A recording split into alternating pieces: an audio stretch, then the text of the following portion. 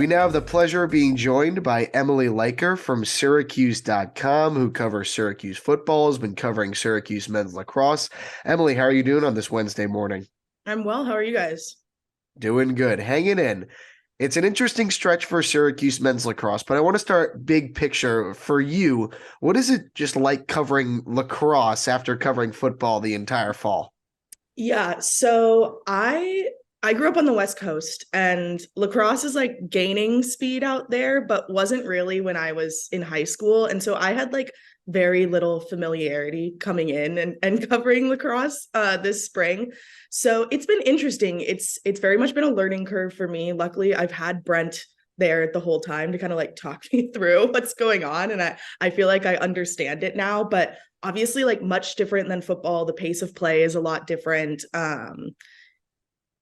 I mean, everything is different besides the physicality, but even that, it's funny. Like, there's been times this season where they've gotten in like scraps, and I'm like, oh my God, it's so violent. And I'm like, wait, I watch football like every day in the fall for a living, and that's probably more violent or more dangerous than this is. So it's definitely been different, but I have been enjoying it. You're saying you watch football in the fall, but there's also spring practice going on, in season lacrosse. What is it like kind of covering kind of both teams at once, even though football's in the off season? And how is the football team looking during spring practice? Yeah, luckily they have to schedule around each other. So like football is always in the morning and then lacrosse tends to be in the afternoon. So right now it's kind of like the middle of the week is always super packed for me because football practices Tuesday, Thursday mornings, and then Wednesday is lacrosse availability in the afternoon. And then Saturdays it's just kind of whoever gets me. So like last week we got to go to football practice on Saturday. So I didn't do the lacrosse game. Obviously saw the score and saw how Joey Spallina did, stuff like that. But did football last Saturday and these upcoming Saturdays I should be back to watching lacrosse. Going back to the lacrosse team, what do you make of the group? Having watched a lot of their games in person, having watched some on TV, what do you make of their season so far? Yeah, I think this is a young team that has shown they have a lot of potential. They just don't have the experience yet or the chemistry fully to make that come to fruition. I mean, there are a lot of young guys on this team. And in addition to young guys, there are guys who are coming back from year-long injuries, and you're working with a second-year head coach. So there's a lot of things in play this year that still make it kind of hard to click in the way that you would need to for like a super easy run and an NCAA tournament berth and stuff like that. So like there are signs that this is going to be a team that is good and can contend in the upcoming years. I mean, Joey Spallina is phenomenal. I think Finn Thompson, Jackson Birtwistle up top as well are great. And those guys are going to be around for a couple more years. It's just this year with all the moving pieces, I don't think the stars were quite ready to align. You mentioned all the young guys, Joey Spallina, Finn Thompson, Jackson Birtwistle. Will Mark's a little bit older, but who's your favorite player to watch on this team play just by their sheer talent and how they play on the field? Oh, that's a good one. Because I'm not as familiar with the sport, it's a little more difficult for me to pick someone. I mean, it's like really easy to say Joey just because he's so flashy when he plays. And I've been working on a feature about him, so I've been getting to know him like through interviews and stuff. And he's just a great kid. So like knowing that he's a good kid off the field and is also as talented as he is on it, I think is really great. Let's see. I mean, Wilmark has been phenomenal in goal. I think it's been kind of tough for him because the defense hasn't always been there. And there's been a lot of pressure just on that half of the field in general as the teams struggled with faceoffs. So those two, I think Griffin Cook has had a good year back from injury. So those are kind of the three that I think stand out in my mind a lot. You mentioned, having a second-year head coach in Gary Gate. You mentioned media ops being today, and then compared to, Dino Babers' weekly Monday press conferences and attending practice when you can, what are the differences between Gary Gate and Dino Babers, and what do you like covering about both of them? Oh, Well, they honestly both answer questions pretty similarly. Like, I think they're I hope they'll both forgive me if I'm wrong, but I think they're in the same kind of age bracket. So they have very similar demeanors when they're dealing with media. And especially in this spring period, they both kind of have like consistent groups coming to talk with them. Like, it's not like in the fall where Dino will have people cycling in that he's like never talked to before and tends to be a little bit more reserved. He's been a little bit more free flowing this spring. Hopefully that's a trend that continues, but they're very similar. I think both very respectful. They both usually give very well thought out answers. So yeah, they're very similar in terms of like interviewing them. They're within 5 years of each other. Okay, so good. not too bad. Right. Not too bad. It's always fun to see Dino on the Mondays during the season wearing the Hawaiian shirts. And then Gary always gets a giggle a lot at the beginning of most questions. Just funny to see the two covering the orange all year, football, now lacrosse. Is there any specific games, individual performances throughout the entirety of kind of the calendar year that you've covered that come to mind as kind of your favorite? I think I will always remember the Purdue game for football.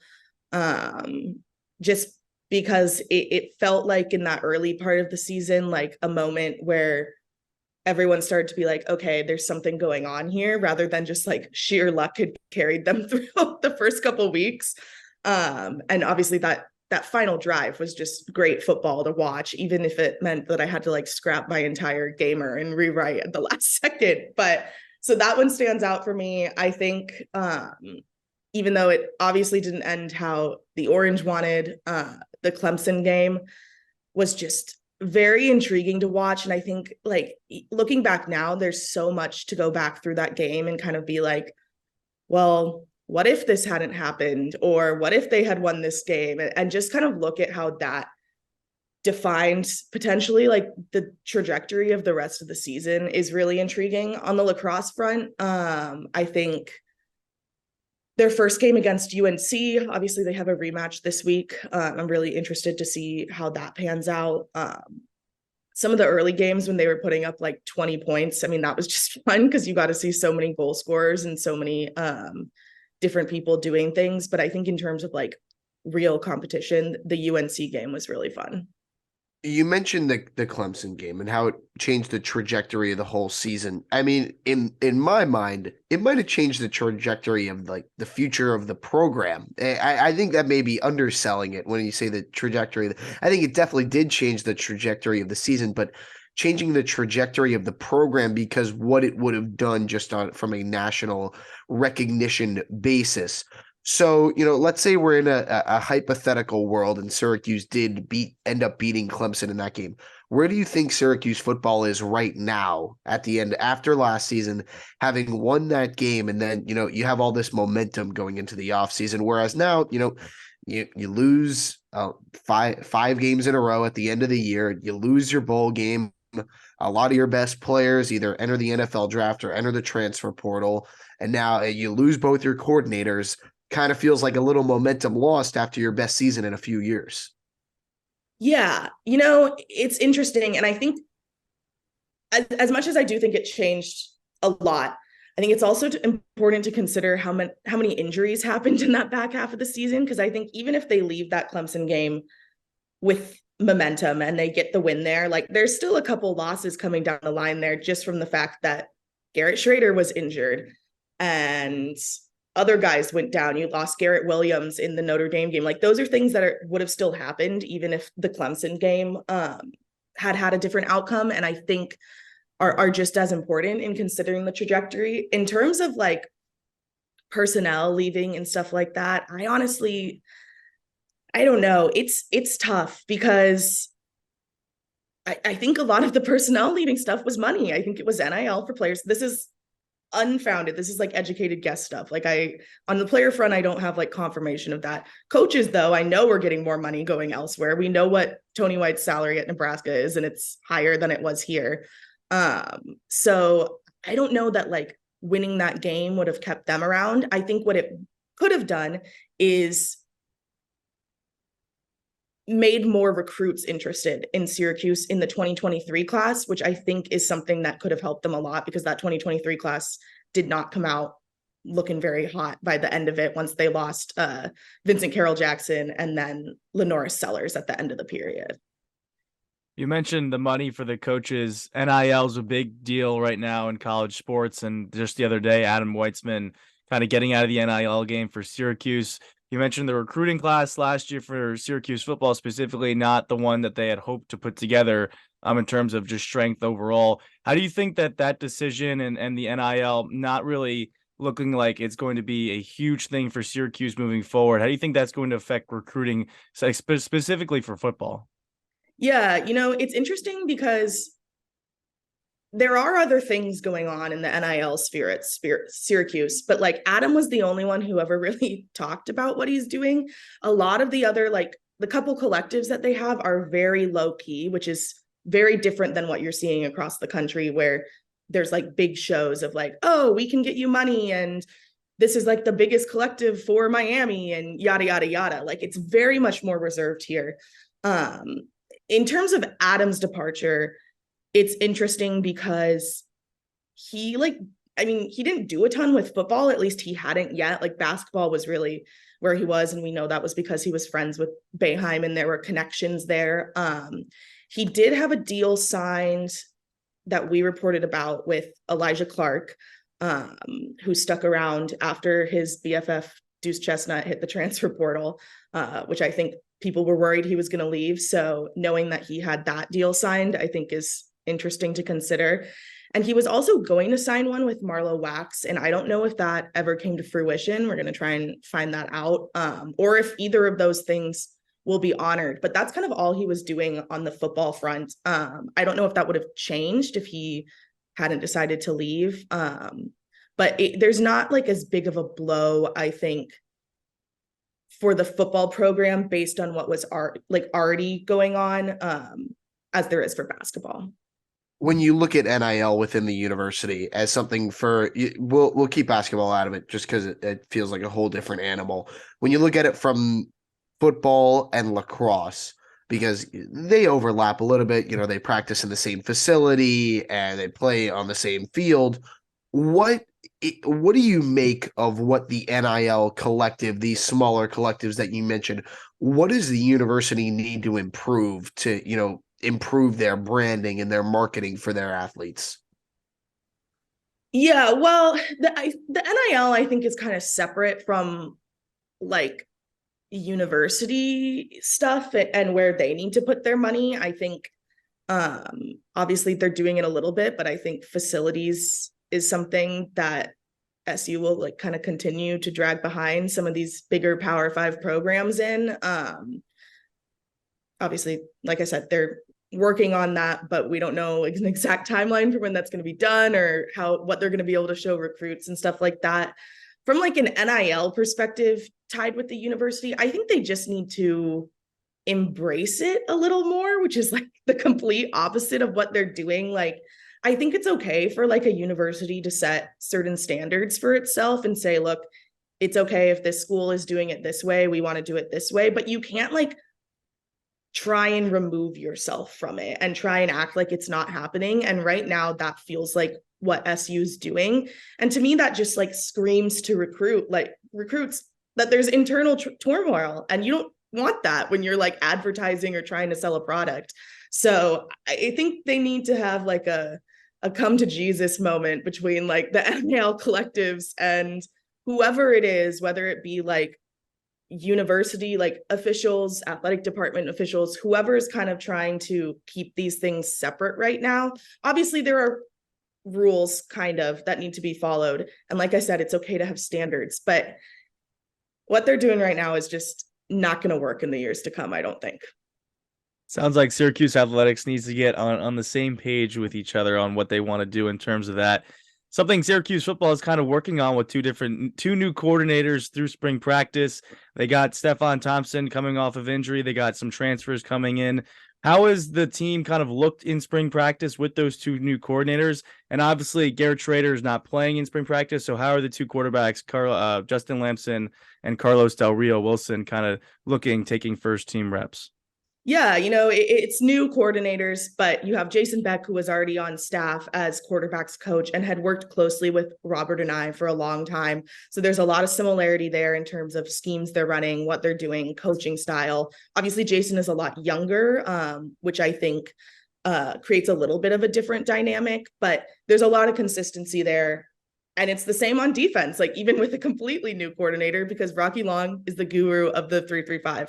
And that is the defense that Syracuse has been running and succeeding in for 3 seasons. So really on both sides of the ball, I think in terms of schematics and what the playbook looks like, and even terminology, which is one of those things that usually turns over a lot when you have a new coach, I think that's not as big of a problem.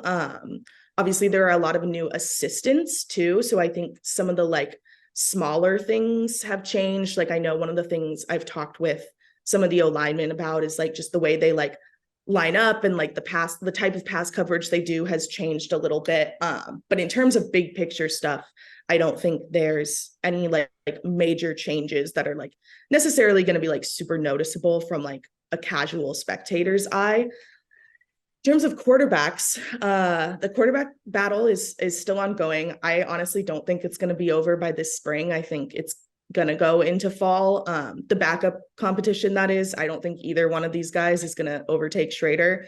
Now, if Schrader comes back from his injury and for some reason is struggling, maybe I'll change my stance on that. But like as of right now, knowing where Schrader was last season and where these guys are now, like this is a backup QB competition and not a QB competition. I think they're both really talented. I think the thing I continue to see with Carlos is he just has really good field vision that I don't quite think Justin has yet, which is understandable because he hasn't played in any games like in real time. He's only been around for spring ball and practices and then had his injury. So I'm curious to see if he picks that up a little bit more, but it just feels like Carlos might have a better read of the field. That said, Carlos is sometimes a little inconsistent in the passing game. He's gotten better, but there's still some overthrowing and some just bad passes going on, whereas Justin's like pretty consistent when he hits it. So they kind of have their ups and downs that like fit like a puzzle piece. So I think that's why it's making it a little bit more difficult to kind of gauge like, okay, is one of these guys pulling away from the competition? You had that story. I don't know if it was last week or 2 weeks ago, where Dino got a little bit upset at practice with his was it with his quarterbacks, with his offense? But can you take us through that? What happened, and if you think there's been improvement since that outburst? Yeah, I think it was 2 weeks ago. Dino and I talked about it last week, which I think was like a week after it published. I mean, I was 5 feet away from this conversation when it happened. It was with all of the quarterbacks and the offensive coordinator, so Jason Beck, and it was just they were having a really off day that day. I think we saw like 4 or 5 interceptions in like one-on-one type drills, like just situations where forced passes should not be occurring. So Dino had a little talking with them, and we heard that after that and after media left practice for the day that things got better.